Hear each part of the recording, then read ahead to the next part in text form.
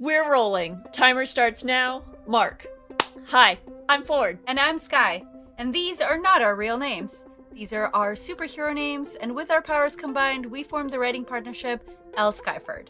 Welcome to Booklandia. You've joined us today for a minisode, where we will geek out about literary topics like plot and character tropes, and maybe some book news. But before we get much further, did you know you can watch our faces do this episode by subscribing to us on Twitch at L. Skyford or YouTube at L.Skyford? You should do it. We give good face. And sometimes there's a dog bomb at Ford's house. This is true. For our other socials, you can follow us on Twitter at SkyfordL, on Instagram at L.Skyford. And if you're interested in our book, blog, or even more book reviews, head over to our website, lskyford.com. Lastly, this and every episode are chock full of oversharing and spoilers, and every episode is rated E for explicit. You have been warned. Hello, it's another mini-sode. Welcome to another mini-sode. And all of a sudden, I have a frog in my throat to inform us that we're talking about fish out of water. Oh my goodness. That was a really great segue. Great job. Thank you. Thank you. This is the only one I will ever do.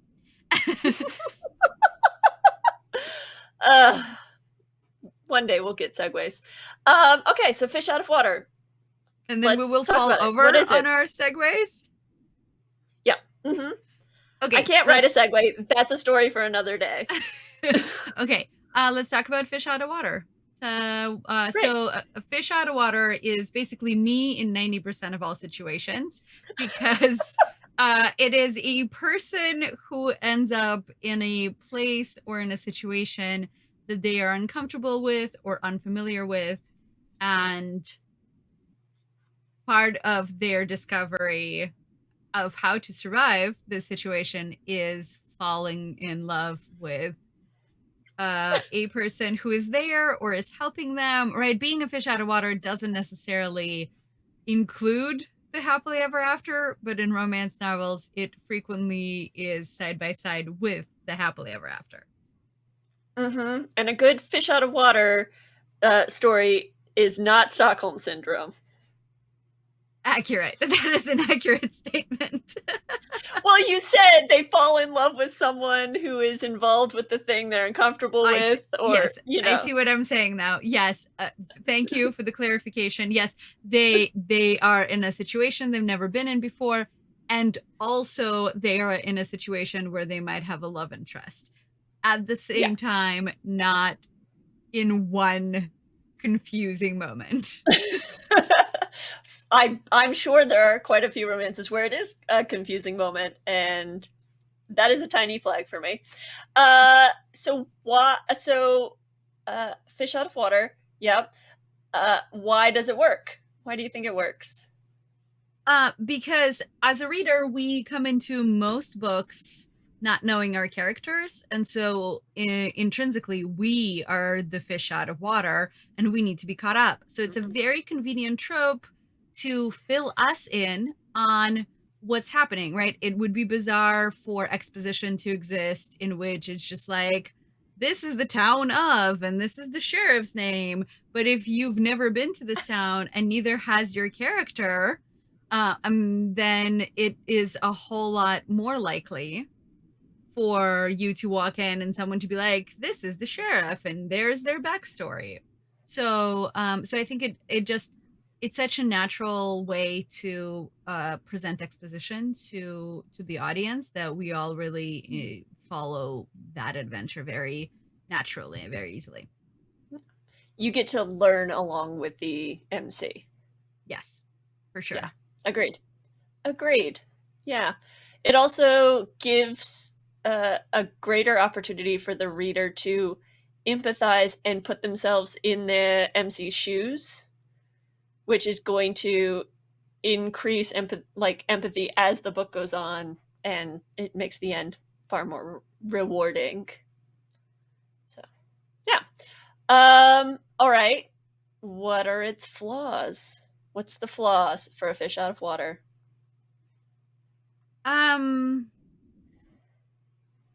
So for me, a fish out of water is, I mean, it's not really okay. It is hard for me to find a flaw in that character because, again, I feel like that person a lot. I put myself in a lot of situations that I've never been in before on Mhm. purpose, not intentionally without knowing what the situation would be like, but in a lot of situations where you dive first and discover the adventure later.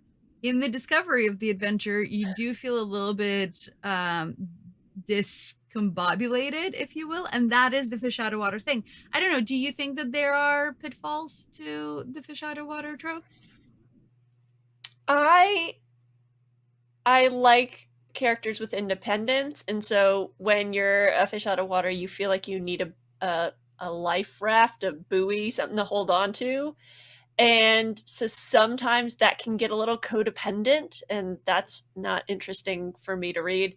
I'd rather read, characters, especially female characters, like, standing on their own, get your information however you need to get your information, and then run with it by yourself. Don't, follow along behind somebody else while they fix your problems or what have you.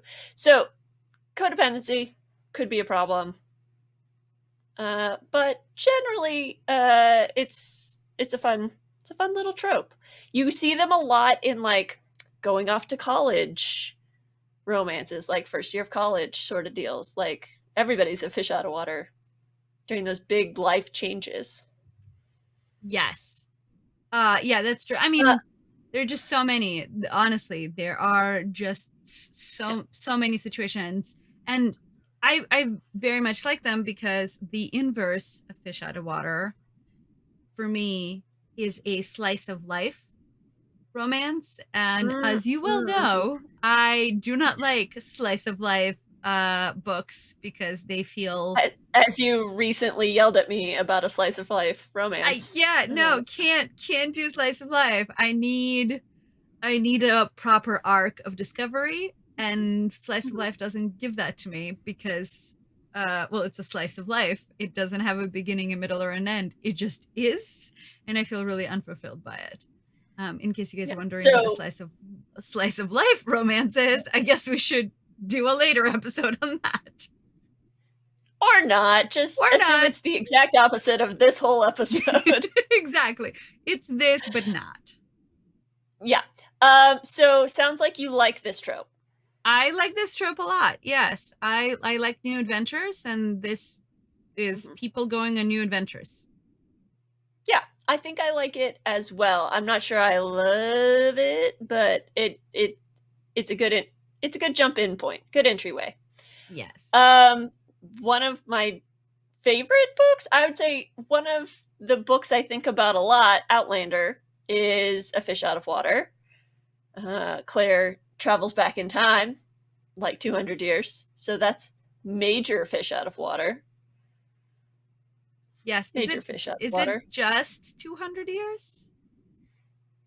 200-ish. 1944 to yeah, is it 1744 that she goes to? It Someone Yeah, fact check us or don't.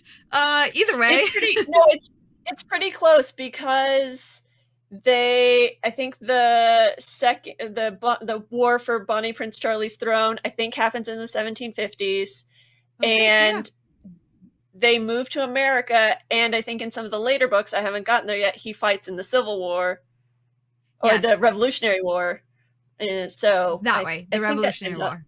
Yeah, I think that yeah. works out. Yeah. Yeah, very much so. So definitely Claire and Outlander.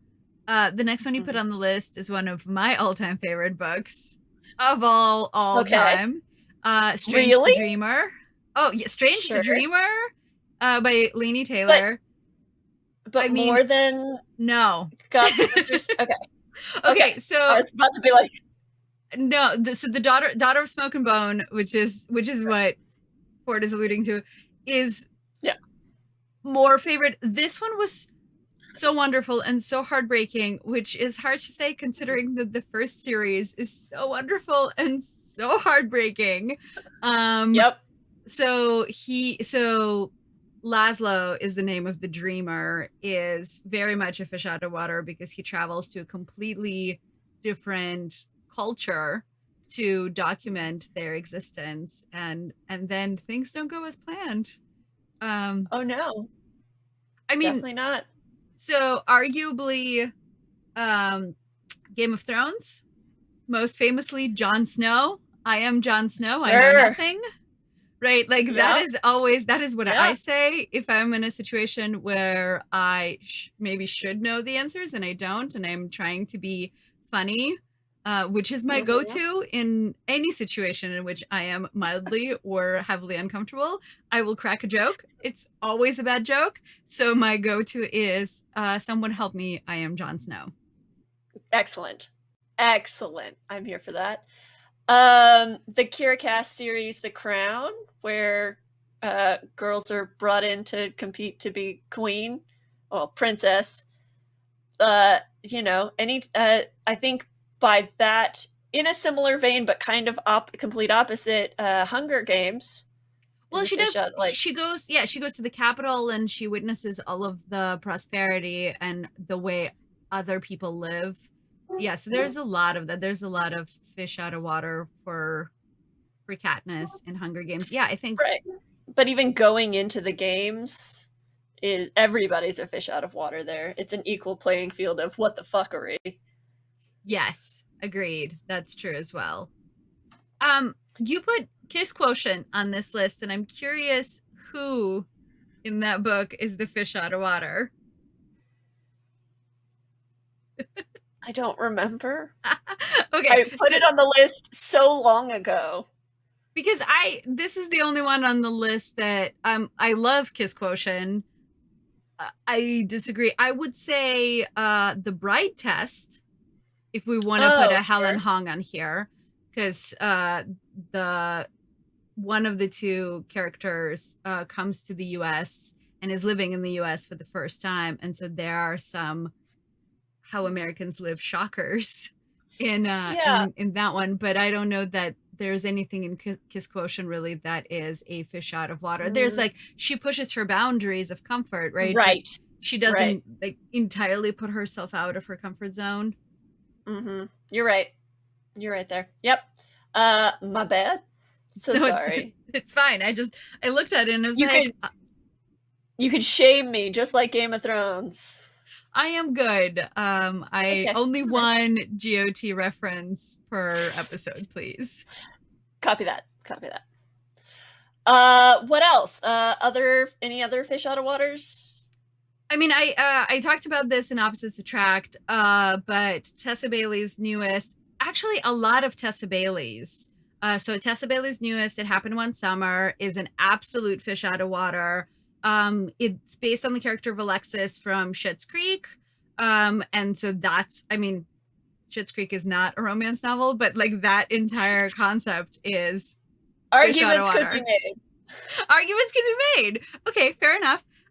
So this the character in It Happened One Summer, who's not named Alexis, but is based on that character, is definitely a fish out of water. She's in a town she's never been in. The other one I think of is Mia Sheridan's Archer's Voice. She comes to stay in this Mm, small town, and it's a completely different environment from the one she's used to because she's used to the busy city. Um, and she has I to could sort of realign her understanding of like the speed at which mail gets delivered. right. I mean, you could also argue that Archer is a fish out of water as well in that book because he's self ostracized himself. He's also has a disability and impairment that separates him from society and they allow it. Yes, agreed. Arguments could be made. Could be made for sure. Yes. Also, in case you haven't read Archer's Voice, now is the time because there's a sequel coming Mhm. out. So read Archer's Voice so Yeah. you know what's happening. Shout Yeah. out to Mia Sheridan's Archer's Voice. Boop, boop. That was one of the books, the early books we read in our quarantine book club. Yes. So, And it's really it, stuck. Like I really think yeah. about that one a lot. So, Hmm. so that was excellent. Yeah. I have no more possible fish out of water on my list. I have a bunch, but like genuinely, I think that the trope is really popular because it's so easy to guide a reader through a new experience if you are like if your character is also experiencing it for the first time. So the Yeah. the not knowing of it, the stress and the adrenaline rush of discovery is so appealing that a bunch come to mind, but I'm gonna stop at Archer because All he's right. lovely, and Yep. and So then if you need more recommendations, hit us up. Sky will supply. I got you covered. So are you, dear audience human, gonna pick up this book now that you've heard our review? Let us know in the comments. Have a suggestion for another review? Slide on into our DMs. If you like this adventure in books or updates on our upcoming projects, please follow, like, save, subscribe, rate, review us on Instagram at l.skyford, on Twitch at lskyford, and on Twitter at skyfordl. Phew. I'm Sky. And I'm Ford. And that's it for this minisode. We will see you next time on Booklandia, where every book is a whole world to explore.